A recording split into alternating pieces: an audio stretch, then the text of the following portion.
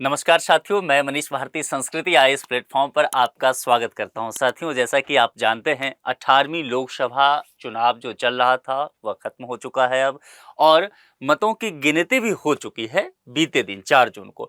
अब आप लोगों में से बहुत सारे लोग ये जानना चाहते थे कि सर आपने इस प्रोग्राम में यह तो नहीं बताया कि ये मतों की जो गिनती होती है ये कैसे होता है। तो चलिए आज इसी पहलू पर चर्चा करते हैं और विस्तार से देखते हैं कि ये प्रक्रिया पूरी तरह से होता कैसे है, कैसे होती है लोकसभा चुनाव की मतगणना। उससे पहले आपके लिए एक ऑफर है, समर सेल। और समर सेल जो है 1 से 5 जून तक ही वैलिड रहने वाला है, यानी कि आज ये आखिरी तारीख है। और 50 से 75% तक की भारी छूट दे जा रही है आपको विभिन्न कोर्सेज पे, जिसमें यूपीएससी के विभिन्न कोर्सेज हैं और पीसीएस के विभिन्न कोर्सेज हैं। यूपी पीसीएस के लिए अभी फिर तारीख जारी कर दिया गया है आयोग के द्वारा, और यूपी में आरओ एआरओ का जो एग्जाम होने वाला है यह भी इसी साल के दिसंबर महीने में तारीख दे दिया गया है। तो ये दोनों कोर्स भी आपके लिए बहुत जरूरी हो जाएगा। ये सभी online live pen drive test series और डीएलपी कोर्सेज पर यह ऑफर उपलब्ध रहेगा। अब बात पते की यह है कि इस ऑफर का यदि आपको लाभ लेना है तो फिर करना क्या है। sanskritIAS.com पर जाइए, वहां आपको कॉन्टैक्ट नंबर मिल जाएगा, कॉल कीजिए, टीम से जानकारी लीजिए और फिर मनचाहे कोर्स में नामांकन ले सकते हैं ऑफर के साथ। चलिए मुद्दे की बात करते हैं। जैसा कि हम पहले ही ये डिसाइड कर चुके हैं कि आज जिस टॉपिक पर हम चर्चा करने वाले हैं वह हम यह देखेंगे कि मतगणना कैसे की जाती है, काउंटिंग का क्या प्रोसेस है। अब देखिए, यह जो पूरी प्रक्रिया है यह थोड़ा सा जटिल भी होता है, कॉम्प्लेक्स होता है, और इसमें कुछ टेक्निकल पहलू हैं।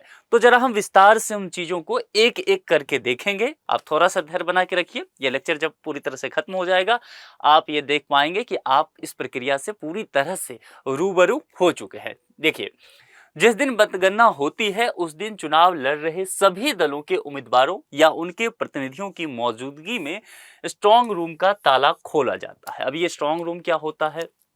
ये जो रिटर्निंग ऑफिसर होते हैं, रिटर्निंग ऑफिसर कहने का तात्पर्य हो गया कि चुनाव के समय जितने भी डिस्ट्रिक्ट हैं इस देश में, सभी के डीएम जो हैं उसे चुनाव आयोग के द्वारा, इलेक्शन कमीशन ऑफ इंडिया के द्वारा रिटर्निंग ऑफिसर भी नियुक्त कर दिया जाता है। वो चुनाव अधिकारी भी होते हैं। तो उनकी देखरेख में ही एक जिले के अंदर जितना सारा काम होता है चुनाव से संबंधित वो कराया जाता है।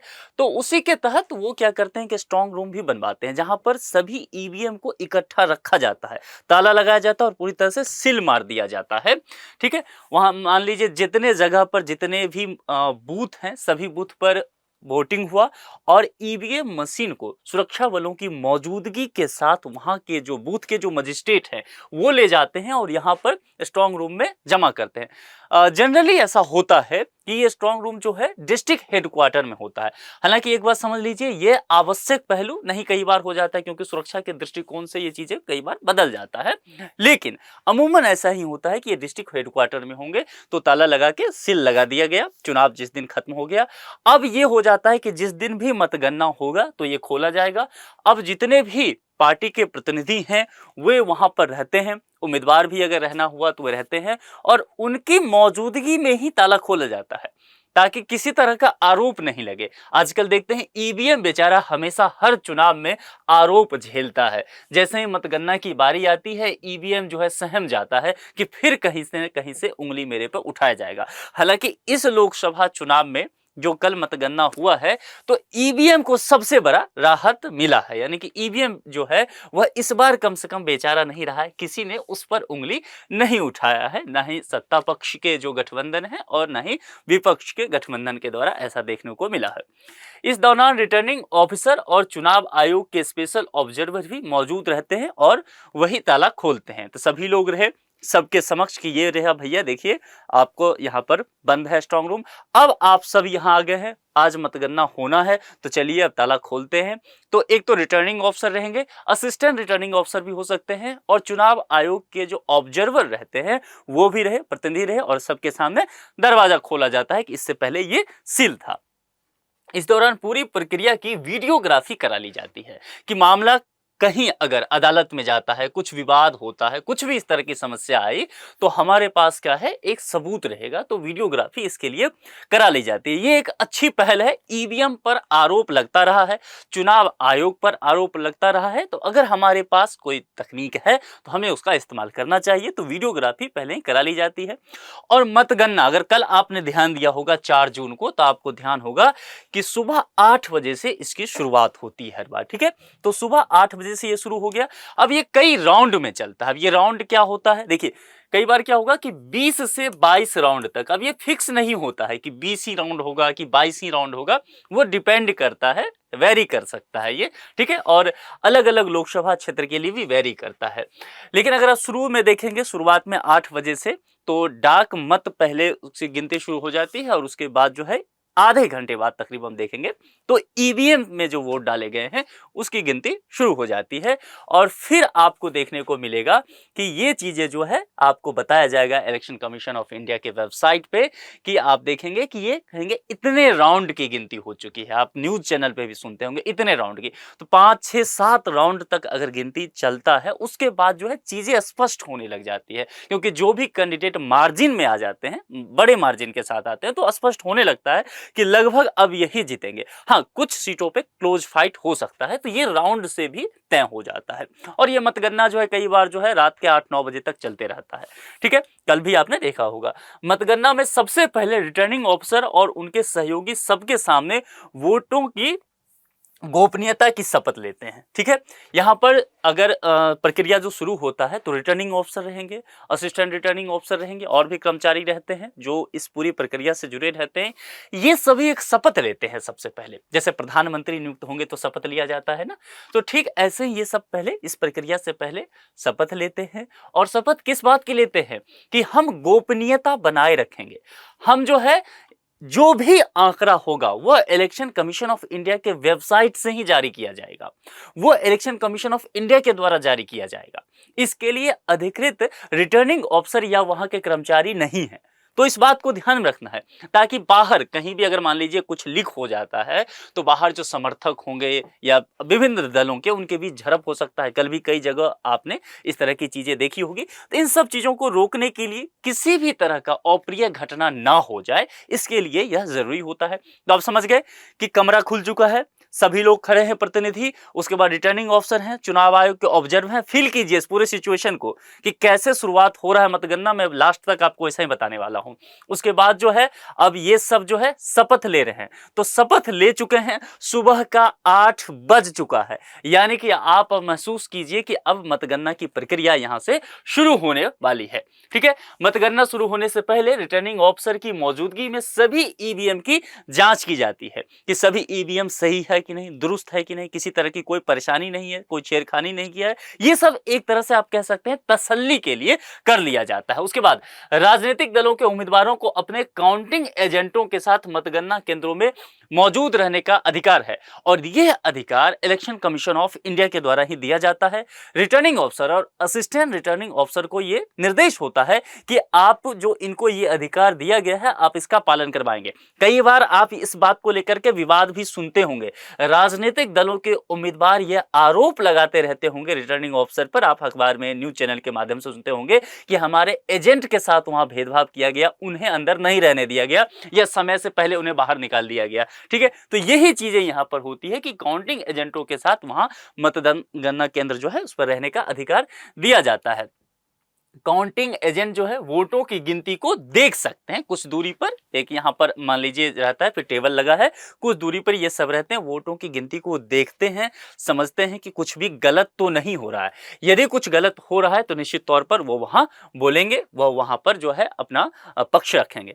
मतगणना केंद्र के अंदर मतगणना कर्मचारी, रिटर्निंग ऑफिसर, सुरक्षाकर्मी और एजेंट ही जा सकते हैं। ध्यान देना है कि उस कमरे के अंदर ये नहीं कि जिसको भी मन करे वो वो चले जाए, आप भी चले जाएं कि चलो भैया वोटिंग की गिनती हो रही, हम भी ऐसे नजर उठा के देखें, है ना, जैसे सड़कों पे गड्ढा खुदने लगता है और जेसीबी वाले करते हैं, तो हम सब चले जाते हैं कि भारत के लोग तो फुर्सत में रहते हैं, चलो देखते हैं क्या हो रहा है भैया, तो गड्ढा खुद रहा है। ऐसा नहीं कर सकते। सुरक्षा के दृष्टिकोण से भी और गोपनीयता के दृष्टिकोण से भी इस बात की पूरी, आप कह सकते हैं कि कोशिश की जाती है कि जो हॉल है, उस हॉल में जो केंद्र है वहां पर कर्मचारी रहेंगे। जाहिर सी बात है, जो कर्मचारी उस काम के लिए जुड़े हुए हैं, इलेक्शन कमीशन ऑफ इंडिया के द्वारा जिन्हें ट्रेनिंग दिया गया है इन सब कामों के लिए, वे कर्मचारी तो रहेंगे ही। इसके अलावा रिटर्निंग ऑफिसर रहेंगे। रिटर्निंग ऑफिसर यानी कि डिस्ट्रिक्ट मजिस्ट्रेट की बात की गई है। अब ये निश्चित तौर पर सभी चीजों पर नजर रखने के लिए वहां पर ये मौजूद रहेंगे। सुरक्षा कर्मी रहेंगे, किसी तरह की अप्रिय घटना ना हो जाए इसके लिए रहेंगे। और एजेंट, जो कि कैंडिडेट के एजेंट होते हैं, वो अंदर रहेंगे ताकि वो देख पाए कि सब चीज जो चुनाव आयोग के द्वारा किया जा रहा है वह पूरी तरह से ट्रांसपेरेंसी के साथ हो रहा है कि नहीं। ठीक है, जब तक वोटों की गिनती पूरी नहीं हो जाती तब तक किसी भी उम्मीदवार के एजेंट को बाहर जाने की इजाजत नहीं मिलती है कमरे से। ध्यान रखना है इस चीज को। अगर आप एक बार चले गए वहां पर तो आप ये बीच में नहीं कहेंगे कि अरे मेरे उम्मीदवार साहब से मुझे मिलना है, नहीं, आपको वहीं अंदर रहना पड़ेगा, चूंकि वही गोपनीयता की बात, तो गोपनीयता बरकरार रखने की यहां पर बातें की जाती है। ड्यूटी पर तैनात लोगों के अलावा कोई भी मोबाइल फोन भी अंदर नहीं ले जा सकता है। तो इस बात को लेकर के यहां पर सख्ती है ताकि न्यूज जो है वह लीक ना हो जाए। सबसे पहले डाक मत पत्रों की गिनती की जाती है। अब यहां पर एक बात समझिए, मैंने पहले भी कहा, सुबह 8 बजे जब मतगणना की प्रक्रिया शुरू होती है तो डाक मत पत्र जो होते हैं उसकी गिनती शुरू होती है। आप कहेंगे सर हमने तो ये सुना है कि ईवीएम के द्वारा वोटिंग की जाती है ना, भारत जो है अब डिजिटल दुनिया में आ चुका है, इसी बात को लेकर के विवाद है, फिर आप कह रहे हैं डाक मत पत्र के द्वारा। देखिए होता क्या है, इसके लिए कुछ लोगों को यह विशेष सुविधा दिया गया है, जैसे कि वरिष्ठ नागरिकों के लिए दिया गया। इस बार शायद 85 एज कर दिया गया था, पहले 80 हुआ करता था। बिहार विधानसभा में इसकी शुरुआत की गई थी। तो वरिष्ठ नागरिकों के लिए अब वो घर पर इसीलिए उनसे कराया जाता है कि वो नहीं आ सकते हैं, वो असमर्थ हैं, तो इसलिए, लेकिन मतदान करने का उनका अधिकार है। लोकतंत्र में वह अपनी सहभागिता दे सके, इसके लिए चुनाव आयोग पूरी तरह से प्रतिबद्ध होता है।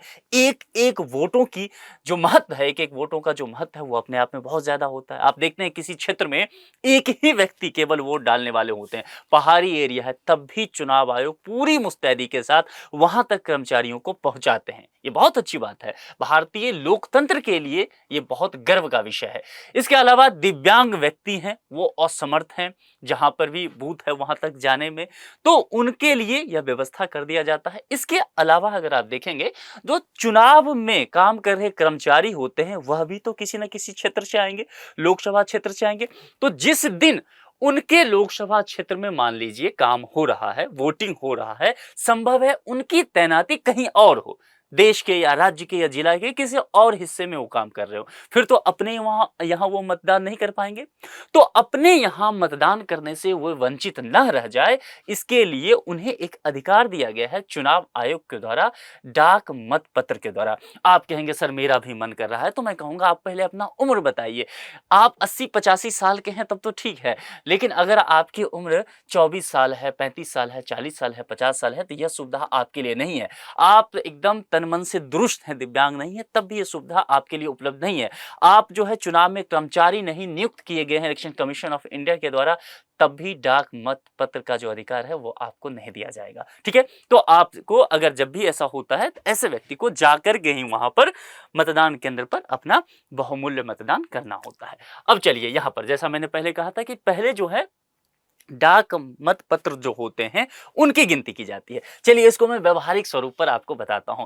जैसे ही ये होता है कि जैसे कल 4 जून था और आपने देखा होगा हम सभी न्यूज़ चैनल को देखते रहते हैं, टीवी के आगे बैठ जाते हैं एकदम, है ना, और देखते हैं कि हमारे पार्टी के जो उम्मीदवार हैं उनकी क्या स्थिति है। हम जिस भी पार्टी के समर्थक होते हैं, ठीक है, कई व्यक्ति किसी पार्टी के समर्थक नहीं होते हैं, वह शेयर बाजार को समझने के लिए बैठे रहते हैं कि अच्छा यहाँ पर ये हो रहा है तो मार्केट का ट्रेंड कैसे चला है, तो ट्रेडिंग करना है उसके हिसाब से। ये भी अपने तरीके का काम है, ठीक है। तो हर व्यक्ति किसी ना किसी मुद्दे से जुड़ा होता है। अब यहाँ पर समझ लीजिए, जब शुरुआत में रुझान आ रहा होगा तो कई बार एंकर जो न्यूज चैनल के होंगे वह पार्टियों के प्रवक्ता से पूछ रहे होंगे कि आपकी पार्टी पीछे चल रही है, क्या कहना चाहेंगे आप उस पर। तो प्रवक्ता महोदय कहेंगे कि मैडम ये जो है अभी तो डाक मत पत्र की गिनती हो रही है, अभी तो ईवीएम को खुलने दीजिए फिर हमारा वोट दिखेगा आपको। आप समझ रहे हैं? तो ये वही डाक मत पत्र होता है, ये शुरुआत में किया जाता है और इसकी गिनती जब शुरू हो जाती है तब देखेंगे आप वहां पर न्यूज चैनल पे जो दिखाता रहता है ग्राफिक्स जो एनिमेशन के द्वारा, उसमें आपको तकरीबन आधे घंटे के बाद बहुत ज्यादा तब्दीली देखने को मिलेगा। और ये 30 मिनट के बाद जो है ईवीएम में जो मत पड़ा था, आपने जाकर के ईवीएम में जो मत दिया था जिस भी उम्मीदवार को, अब उसकी गिनती यहां से शुरू हो जाती है। मतगणना के लिए ईवीएम की कंट्रोल यूनिट काउंटिंग वाली टेबल पर लाई जाती है। देखिए मैंने आपको पहले भी एक बार बताया था इसी प्रोग्राम में, फिर से मैं बताता हूं। 3 सेटअप होता है, एक हो गया ईवीएम, ठीक है, एक हो गया वीवीपैट और एक हो गया कंट्रोल यूनिट, ठीक है। ये 3 चीज हुआ, ये 3 मशीन अलग अलग होता है, इसमें उम्मीदवार के नाम होते हैं, इसमें वोट डाला जा सकता है, इसमें एक पर्ची निकलता है जिसको आप देख सकते हैं, और ये कंट्रोल यूनिट होता है जो कि कंट्रोल यूनिट होगा रिटर्निंग ऑफिसर के पास या वहां पर जो कर्मचारी नियुक्त किए गए हैं उनके पास, वो देख सकते हैं। ये केबल से जुड़ा होता है, ठीक है। तो यहां पर आपने वोट डाला ईवीएम में जाकर के अपने उम्मीदवार को, और यहां पर आप देख सकते हैं वीवीपैट में कि आपने किस उम्मीदवार को वोट डाला है। एक पर्ची आता है, लेकिन वो पर्ची आप घर नहीं ले जा सकते हैं, वो पर्ची जो होगा ग्लास के अंदर दिखेगा, ये ग्लास है ट्रांसपेरेंट है, उसके अंदर दिखेगा कि आपने किस उम्मीदवार को वोट डाला है और उसका चुनाव चिन्ह क्या है, ये सब उस पर लिखा रहेगा। ये जो इस पे दिखेगा आपको वह 7 सेकंड तक दिखेगा। 7 सेकंड के बाद क्या होगा, आप सोचेंगे क्या सर गायब हो जाएगा?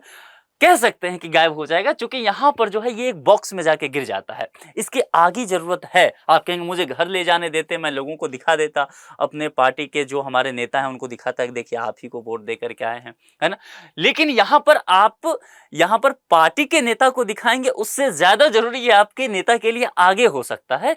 ये जिस दिन वोटों की गिनती की जाती है वहां पर मिलान कराने के लिए इसको लेकर के बात किया गया। सुप्रीम कोर्ट का भी इसमें जो है आप कह सकते हैं एक तरह से इन्वॉल्वमेंट हो गया था। सुप्रीम कोर्ट ने कहा था कि भैया मिलान कर लीजिए। लोगों का यह आरोप था कि हम देते हैं वोट, मान लीजिए किन्हीं का कहना था कि मैं कांग्रेस को वोट देता हूं, वोट चला जाता है बीजेपी को। किसी ने कहा मैं बीजेपी को वोट देता हूं, वोट चला जाता है समाजवादी पार्टी को, है ना। तो फिर ये मामला आया इलेक्शन कमीशन के सामने कि भाई ये तो बड़ी सिरदर्द की बात है, ऐसा होता नहीं है, लोग कह रहे हैं। तो इलेक्शन कमीशन ऑफ इंडिया ने कहा देखिए इस तरह की बातें अफवाह है।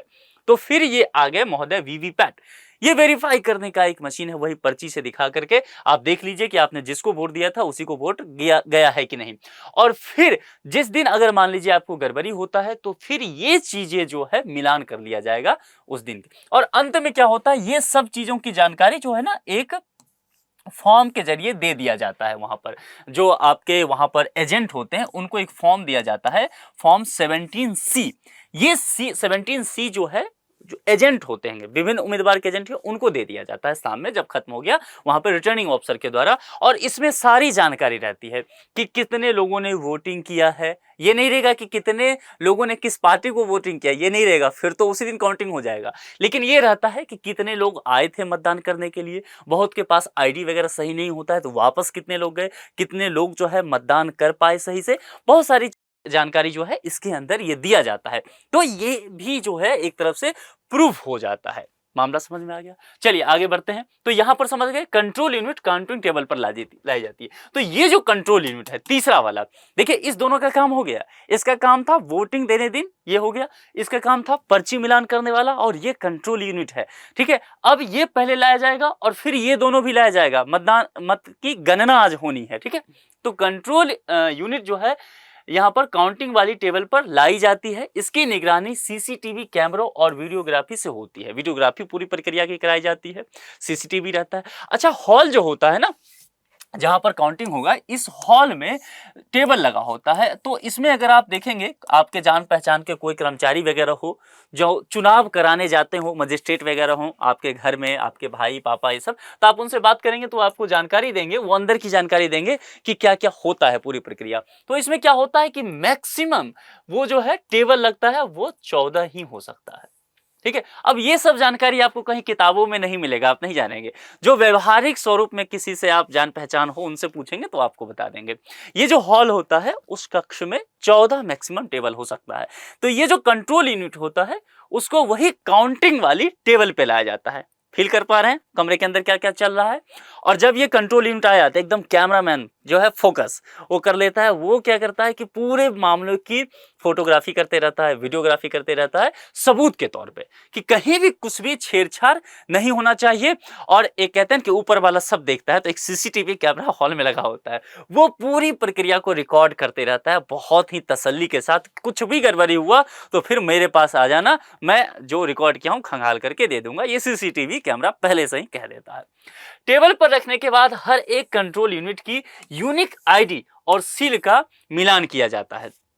इसे हर उम्मीदवार के पोलिंग एजेंट को भी दिखा दिया जाता है। जो हर उम्मीदवार के पोलिंग एजेंट होते हैं उनको दिखा दिया जाता है कि देखिए ये जो है कंट्रोल यूनिट की एक यूनिक आईडी है, इसे आप देख लीजिए, और ये जो सील है इसका आप मिलान कर लीजिए ताकि आप तसल्ली आपको हो जाए। इसके बाद कंट्रोल यूनिट में एक बटन दबाने के बाद हर उम्मीदवार का वोट ईवीएम में उसके नाम के आगे दिखने लग जाता है। ठीक है, मामला समझ में आया। देखिए यहाँ पर उसके बाद कंट्रोल यूनिट में एक बटन दबाया जाता है। जैसे ही ये बटन दबता है उसके बाद उम्मीदवार, किसी भी उम्मीदवार को जो वोट मिला था, आपने दिया था, वह उसके नाम के आगे दिखने लग जाता है कि यहाँ से कितने मत की प्राप्ति उन्हें हुई है। ये सब चीज जो है वो एजेंट देखते रहता है, उनके पार्टी का एजेंट देखते रहता है। मतदान केंद्रों के हिसाब से एक क्रम में रखे गए ईवीएम में पड़े कुल वोटों और फिर अलग अलग उम्मीदवारों के मिले वोटों को दर्ज कर लिया जाता है। इसके बाद सभी मतदान केंद्रों की ईवीएम के आंकड़ों को आपस में जोड़ दिया जाता है, क्योंकि बहुत सारे ईवीएम होता है। ठीक है, तो उसके बाद क्या होगा, इन सबको ऐड करना पड़ेगा, तभी तो पता चलेगा कि कहां कहां कितना कितना वोट उनको मिला है। और फिर एक जो है एक जगह इकट्ठा ग्रैंड टोटल करके बता दिया जाएगा कि जनाब आपको 3 लाख वोट मिला या 4 लाख वोट मिला और कितने से आगे हैं, ये सब उसी से पता चलता है। चुनाव आयोग के अनुसार ईवीएम की गिनती खत्म होने के बाद वीवीपैट पर्चियों से मिलान किया जाएगा। ये जो मैंने कहा था ये वीवीपैट वाला, क्योंकि सुप्रीम कोर्ट इसमें इन्वॉल्व हुई थी और कहा था कि नहीं आप मिलान कर लिया कीजिए ताकि किसी तरह की भी जो शंका की गुंजाइश है, संदेह की गुंजाइश है, वह बिल्कुल समाप्त हो जाए, आरोप निराधार हो जाए करे। तो यहां पर चुनाव आयोग शक्ति दिखाता है। चुनाव आयोग कहता है कि भैया एक काम करना, ईवीएम की जब गिनती खत्म होने के बाद क्या करना, वीवीपैट पर्चियों से उसका जरा मिलान कर लेना ताकि दिक्कत ना हो बाद में। इस काम के लिए हर काउंटिंग हॉल में अलग से वीवीपैट बूथ भी होगा। ठीक है, तो हॉल होगा कंट्रोल यूनिट के लिए, मैंने बता दिया, टेबल होगा मशीन रखने के लिए, लेकिन उसी में अलग से वीवीपैट बूथ भी तैयार किया जाएगा। किसी तरह के विवाद या तकनीकी रुकावट की स्थिति में ये रिटर्निंग ऑफिसर, ये जो आरओ होते हैं, कई जगह एआरओ होगा, ध्यान रखना, ये असिस्टेंट रिटर्निंग ऑफिसर होते हैं। अब कहेंगे आरओ होते हैं तो असिस्टेंट रिटर्निंग ऑफिसर क्या करेंगे। देखिए क्या होता है कि आरओ, जो मैंने कहा कि डीएम होंगे, अब क्या होता है कि कई बार डीएम के जो क्षेत्र में इनके जो कार्य दिए जाते हैं, इसमें एक से अधिक लोकसभा क्षेत्र इनको कई बार मिल जाता है, ऐसा होता है। ठीक है, चुनाव आयोग वैसे कोशिश करती है कि इस तरह की स्थिति ना हो। ठीक है, लेकिन ऐसा हो तो सकता है। तो यदि इस तरह की स्थिति होती है तो जो असिस्टेंट रिटर्निंग ऑफिसर होते हैं वह फिर यहां पर मदद करते हैं। और मान लीजिए नहीं भी होता है तब भी 75 तरह के काम होते हैं चुनाव में, तो इनको तो देखना ही, हर कमरे में जाकर के एक बार ये निगरानी करते रहेंगे। इनको आ गया सर फोन, फलाना ईवीएम में दिक्कत आ रहा है, सर वीवीपैट से यहाँ पर आ जाइए, सर यहाँ पर जो है एजेंट साहब वो बदमाशी कर रहे हैं, है ना, उम्मीदवार वाले देखिए, उम्मीदवार के जो समर्थक हैं वो बाहर, तो ये सारी चीज देखते हैं। तो इनको एक असिस्ट करने के लिए तो कोई चाहिए, तो ये असिस्टेंट रिटर्निंग ऑफिसर होते हैं, ये भी एक ऑफिसर ही होते हैं। ठीक है, तो ये मामला आपको समझ में आ गया।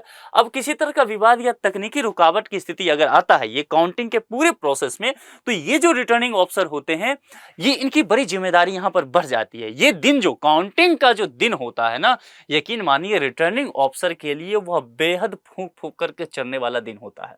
डीएम 100 गलतियां कर ले एक जिलाधिकारी के रूप में, शायद उसकी वो 100 गलतियां क्षम्य हो सकती है, लेकिन वह रिटर्निंग ऑफिसर है, चुनाव आयोग के द्वारा तैनात किया गया है। उसके बाद यदि जरा सा भी लापरवाही वो बरतते हैं तो आप समझ लीजिए उस आईएएस ऑफिसर का लगभग पूरा करियर खत्म हो जाता है। तो जब से चुनाव शुरू होता है, अधिसूचना आ जाता है, रिटर्निंग ऑफिसर उन्हें बना दिया जाता है, पूरा जब तक प्रक्रिया चुनाव का खत्म नहीं हो जाता है ना, तो जो आईएएस ऑफिसर होते हैं, डीएम साहब होते हैं ना, उनका हाथ पांव फुला रहता है, वो एकदम भागते ही रहते हैं। आप जब भी कलेक्ट्रेट जाएंगे तो लगभग चुनाव के समय वो आपको नहीं मिलेंगे, वो हमेशा फील्ड में आपको दिखेंगे। बाकी दिन हो सकता है कलेक्ट्रेट ऑफिस में आपको बैठे दिख जाए। तो बड़ा यहाँ पर उनकी जिम्मेदारी बढ़ जाती है। और खास करके जो काउंटिंग का डे होता है, ये उनके लिए कयामत का दिन होता है। जो कैंडिडेट है उनके लिए तो है ही, क्योंकि वो तो एक रात पहले से ही कह रहे होते हैं यही रात अंतिम, यही रात भारी, क्योंकि कल रिजल्ट आने वाला है। लेकिन यहाँ पर रिटर्निंग ऑफिसर के लिए भी बहुत चुनौतीपूर्ण भरा दिन होता है। तो मान लीजिए किसी तरह का विवाद हो गया, एजेंट, दो एजेंट उठ गए कि नहीं ईसीवीएम में गड़बड़ी था, ईसीवीएम में गड़बड़ी था, अब दोनों लड़ रहे हैं वहां पर। उस स्थिति में यहाँ रिटर्निंग ऑफिसर फिर से आएंगे आगे। तकनीकी रुकावट हो गई, भैया मशीन ही तो है, टेक्निकल ऑल कॉल तो कुछ खराब हो ही सकता है। उस स्थिति में फिर से रिटर्निंग ऑफिसर यहाँ आएगा, ठीक है। और ये जो है रिटर्निंग ऑफिसर, ये यहां आकर के इस स्थिति को लेकर के तुरंत जो है चुनाव आयोग से संपर्क करेगा, तत्काल रिपोर्ट करने की बात की गई। ये नहीं कि मशीन 10 बजे खराब हुआ, आप बता रहे हैं शाम के 6 बजे, ऐसा नहीं चलेगा। अगर ऐसा होता है तो यहां पर एक ही व्यक्ति जिम्मेदार होगा, वो रिटर्निंग ऑफिसर, और बहुत सख्त कार्रवाई चुनाव आयोग इस बात को लेकर के करती है। बहुत सारे, कई बार आप सुनते होंगे खबर में, अभी इलेक्शन खत्म हो गया ना, आप देखना, इस पर नजर रखना कि कहां पर किस रिटर्निंग ऑफिसर पर कार्रवाई की गई है। चलिए एक न्यूज मैं आपको बता देता हूं। जयराम रमेश कांग्रेस पार्टी के लीडर हैं, उन्होंने चुनाव से पहले, मतलब ये काउंटिंग हो रहा था उससे पहले, ठीक पहले एक आरोप लगाया, और आरोप जो था वह गृह मंत्री अमित शाह जी पर लगा। और यह आरोप लगा कि उन्होंने देश के 150 डीएम को फोन करके मतगणना की जो स्थिति है उसमें कहीं न कहीं आप कह सकते हैं कि फेरबदल करने की कोशिश की है। अब इसको लेकर के चुनाव आयोग बहुत सख्त हो गई। चुनाव आयोग ने एक नोटिस दिया है जयराम रमेश को और पूछा है कि आप जल्दी से हमें बता दीजिए कि वे 150 डीएम कौन हैं। यदि वे 150 डीएम जो हैं वह सही हैं, आपकी जानकारी में है, तो हम इस 150 डीएम पर सख्त कार्रवाई करने वाले हैं, समझ लीजिए। और ऐसा नहीं होता है तो फिर जयराम रमेश पर कार्रवाई किया जाएगा कि वो अफवाह फैला रहे थे। तो ये चीजें यहाँ पर कहीं न कहीं है। तो रिटर्निंग ऑफिसर की जो भूमिका है ना, काउंटिंग के दिन बहुत ज्यादा बढ़ जाता है।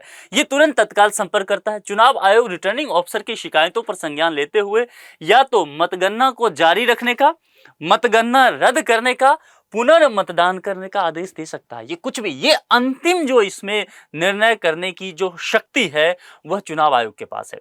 यदि चुनाव आयोग को लगता है कि मामला बहुत खराब हो चुका है और वाकई किसी तरह की ऐसी जो स्थिति बताई गई है कि वहां पर कुछ खराबी हुआ है, कुछ गड़बड़ियां हुई है, तो संभव है कि उस दिन वह मतगणना को स्थगित भी कर दे। पूरे देश में उस दिन काउंटिंग हो रहा है लेकिन उस जगह पर नहीं होगा, ठीक है। हो सकता है वो बता दिया जाएगा कि इस तारीख को होगा या अगले दिन हो जाएगा, जब वह पूरी तरह से फिर से व्यवस्था सही हो जाएगा।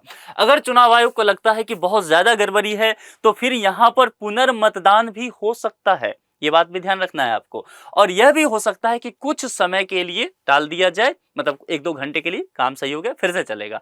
या चुनाव आयोग को लगता है कि रिटर्निंग ऑफिसर जो जानकारी दे रहे हैं ठीक है, वो संभाल लेंगे, तो वो कह देते हैं कि ठीक है आप मतगणना जारी रखिए, जो है आप अपने हिसाब से चीजों को संभाल लीजिए। तो यह भी यहाँ पर संभव हो सकता है।